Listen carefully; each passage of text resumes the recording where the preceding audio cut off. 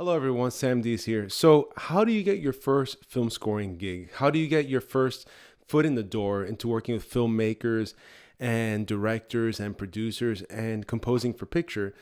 Well, that's a very, very hard question to answer. And to be honest, I can't really provide you the path because there really is no clear path to becoming a film composer or getting your first job as a film composer. But I'll give you a couple of tips that have helped me along the way, and especially when I was just starting out, because just like you, I was there, just like you, I was asking all these questions. And back then, there weren't that many resources or people making videos about this kind of stuff. So now, before anything, I just want to clarify that it's good to worry about getting the gig and, worrying about, okay, so how do I get that first gig and everything? But I think more than that, you should really focus on, what happens once you get the gig, right?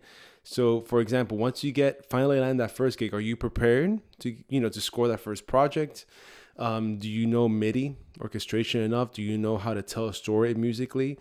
Are you comfortable with modulations and key changes and instrumentation, orchestration, and all that stuff? And writing in a narrative sort of fashion with a narrative flow. Now, a lot of that stuff does come from experience in doing it, but this is stuff that you can do on your own even prior to getting your first gig. So that being said, when I first got my first film scoring gig with Leah Marie Johnson and Brian Bakovoy in Monster in My Swimming Pool back in 2011, I had already been composing for about a year and a half prior to getting that gig. So I was kind of prepared in a way that I knew how to use I already had some skill set and I knew how to use the tools and everything. But nothing really prepares you for working to picture or communicating with directors unless you're on the gig. But there are things to prepare and there are ways to prepare. So here are things you can do to help increase your chances of getting hired for a gig and leaving you more prepared once you get that gig. So first of all, you want to practice as much as possible. Practice. Find random scenes you like and start scoring them. Just ignore the original score and just score them how you would score them. But really focus on the storytelling, really focus on the dialogue, the sound effects, and all that stuff. And try to see how you can accompany that or accommodate that or even mirror it or maybe juxtapose the picture according to the kind of material you're scoring. And that's very, very important because these are the kind of things that you're going to deal with once you're on the gig. Also, the ability to orchestrate and write fast is very, very crucial because a lot of filmmakers, they want their stuff like this and there's no way around it. If you can't do it, they'll find someone else, unfortunately. So very, very, very important to be able to write fast and be able to compose fast. And there's many ways to do it. There's some people who play their parts in, there are people who write their parts in. Just find what works best for you because everybody's very different. And just practice a lot, different genres, prepare your portfolio, anything that you write, anything that you compose or rescore, throw it in a file and save all of that. And just sort of build up that portfolio of musical work before you even get your first gig. Because that's what directors are going to be looking at. That's what they're going to be referencing. That's what we're going to be listening to before you get that first gig. Now, once you have, I would say, a comfortable enough portfolio of music, of rescores that you've done, and you can rescore pretty much anything like a film or indie short films or even sequences from stock footage websites or pretty much anything. Once you have that and it's all very like in different genres and different styles, I would say maybe grab like one of these website builders like Wix, Squarespace, EditorX, anything, and make a highlight reel. Okay, and what I mean highlight reel is basically from back to back, label the footage that you rescored with the style you did it or the name of the footage, preferably style, because that way directors can see, okay, if they want to like scroll through the video, they can see, okay, action, drama, comedy, this person can do everything, and make it pretty short and concise, maybe like 2 to 3 minutes. And put your best foot forward with that. All right, put all your best music there and start with your strongest material. Okay, because to be honest, and this is just coming from the filmmaker side of me, because I was a video producer for 7 to 8 years. You only get like 5 seconds, honestly, if that. Like when I was looking through music as a filmmaker, I would probably just give maybe each composer, each piece of music, like 5 to 10 seconds to listen to. And if I wasn't feeling it, if it wasn't right, I would just move on to the next thing. So you really only have 5 to 10 seconds to make a lasting impression or a great first impression, or at least at least get them hooked. So they're like, okay, I want to see where this is going. This guy obviously has chops. The way he's telling a story, it's very well done. It's accompanying the picture, staying out of the way of the dialogue, and it's actually emoting something different than what I was expecting from the music. So that's very, very, very important to have in a highlight reel, and very short, nothing too long. You make it too long, it's the people are going to check out. You make it too short where there's not enough material, people are going to just think that you haven't worked that much or you're lazy or whatever. So, make it short and concise. And on your landing page, that's the first thing they should see. Not your picture, not your bio. Nobody cares about that. They care about the music first, and they want to see what you can do. It's the same in product design. I'm a product designer full-time, a lead product designer.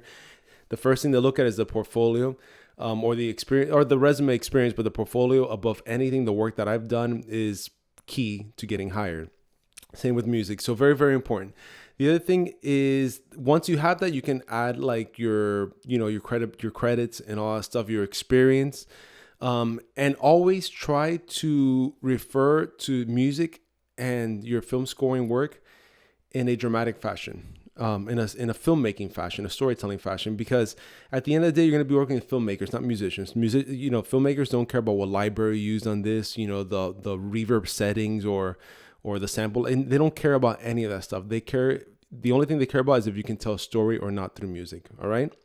And if they see that you have that sensibility, if they see that you can articulate yourself in that way, you are more likely to get hired. So whatever you write, approach it as if you were a filmmaker. If you're a filmmaker already, even better. If not, really learn a lot about it. Learn about, framing, blocking, cinematography, script writing, editing. Learn about all that stuff, because you're going to be working with filmmakers at the end of the day. And the more you know about that, the more comfortable they're going to be with, working with you. So that's very, very crucial. And then the other thing is getting your work out there. Once you have your website, your portfolio, your reel, and everything, how do you get your work out there? Well, when I started, Craigslist was very popular, but nowadays there's Fiverr, there's Upwork, there's all, Mandy.com, there's all these resources for you to put your music out there and your work out there. And again, putting your best foot forward, also the way you describe yourself and your experience is very, very important. Take a nice clean profile shot of yourself and just look very, very, very professional.